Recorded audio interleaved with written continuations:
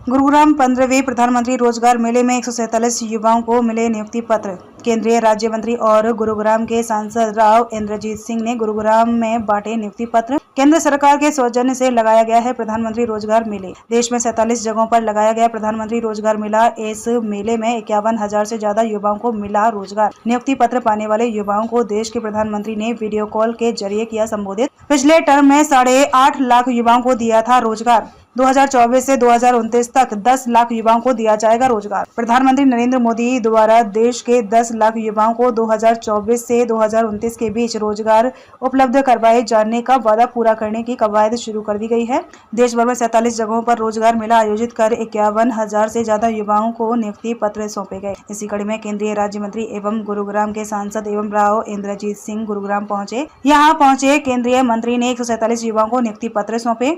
राव इंद्रजीत ने कहा कि देश के प्रधानमंत्री नरेंद्र मोदी ने संकल्प लिया था कि वह हर 5 साल में 10 लाख युवाओं को रोजगार उपलब्ध करवाएंगे। 2019 में 2024 तक के कार्यकाल में उन्होंने लगभग 8.5 लाख युवाओं को रोजगार दिए जाने का काम किया है, जो कि देश भर के विभिन्न कार्यालयों में सेवाएं दे रहे हैं। अब तीसरे कार्यालय में इसी क्रम को जारी रखते हुए 15 रोजगार मेला आयोजित किया गया है। इस मेले में 51,000 से ज्यादा युवाओं को रोजगार दिया जा रहा है, जिससे वह अपना जीवन यापन कर सके। रोजगार मेले में पहुंचे राव इंद्रजीत सिंह गुरुग्राम में लगातार बढ़ रहे ट्रैफिक के दबाव के कम करने के लिए दिल्ली के धौला कुआं से मानेसर तक एलिवेटेड रोड बनाए जाने की बात कही, जिससे जयपुर जाने वाले लोगों को ट्रैफिक की समस्या से निजात मिल सके। वहीं उन्होंने गुरुग्राम में सिविल हॉस्पिटल बनाए जाने को लेकर कहा कि इसका नक्शा पास हो गया है। जल्द ही गुरुग्राम के लोगों को 750 बेड का सुपर स्पेशलिस्ट हॉस्पिटल मिल जाएगा। वहीं रोजगार मेले में नियुक्ति पत्र पाने वाले युवा काफी खुश नजर आए।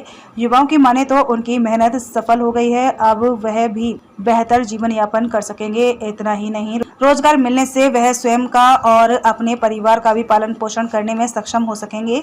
इसके लिए देश के प्रधानमंत्री का आभार व्यक्त करते हुए जो उन्होंने युवाओं को तवज्जो दी और रोजगार मुहैया करवाया। आज मोदी सरकार का 15वां रोजगार मेला था और जो पिछली सरकार थी, जो पिछले बार जब नियुक्त हुए थे प्रधानमंत्री सेकंड टर्म के अंदर, तो उस टाइम इन्होंने ये संकल्प लिया था कि हम 10 लाख बच्चों को 5 साल के अंदर नौकरी देंगे।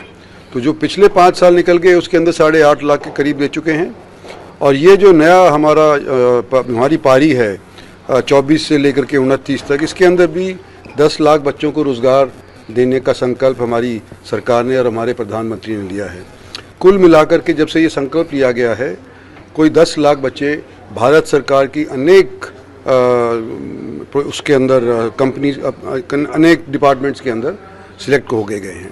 तो आज ये 15वां था और आने वाले समय के अंदर और होते रहेंगे, ये मेरा मानना है। सर, आपने गडकरी साहब से मुलाकात की तो धौला कुआं से लेकर गुड़गांव तक एलिवेटेड फ्लाईओवर पर विचार किया था, क्या कुछ प्रोजेक्ट आगे बढ़े हैं? भाई देखो, बातचीत चल रही है और उसके अलावा कोई चारा भी नहीं है। जब तक गुड़गांव से मानेसर तक हम एलिवेटेड नहीं बनाएंगे, और ये ही नहीं, धौला कुआं से लेकर के गुड़गांव को भी हम एलिवेटेड बनाना चाहते हैं। इतना ज़्यादा ट्रैफिक अगर किसी हाईवे पे है तो मुझे तो उसका मालूम नहीं है। सबसे ज़्यादा ट्रैफिक हमारे इस वाले हाईवे पे है जो जयपुर को जाता है, तो इसको डबल हाईवे बनाना या ऊपर नीचे बनाना लाजमी है। सर, पहलगाम पे क्या कहेंगे आप लोग? पहलगाम बड़ा दुर्भाग्यपूर्ण है कि इस तरह से इतने लोगों को और बड़ा सिर्फ एक रिलीजन की पूछ करके मारा गया है, तो इसका बदला हमारी सरकार लेगी, इसमें कोई दो राय नहीं है। सर, गुरुग्राम का सिविल हॉस्पिटल कब तक बनकर तैयार हो जाएगा, क्या उसके लिए? देखो, अब गुड़गांव का नक्शा तो बन गया है हॉस्पिटल का। कई बार ये दिक्कत रही कि भी ये 500 का रहेगा, 700 का रहेगा, 800 का रहेगा।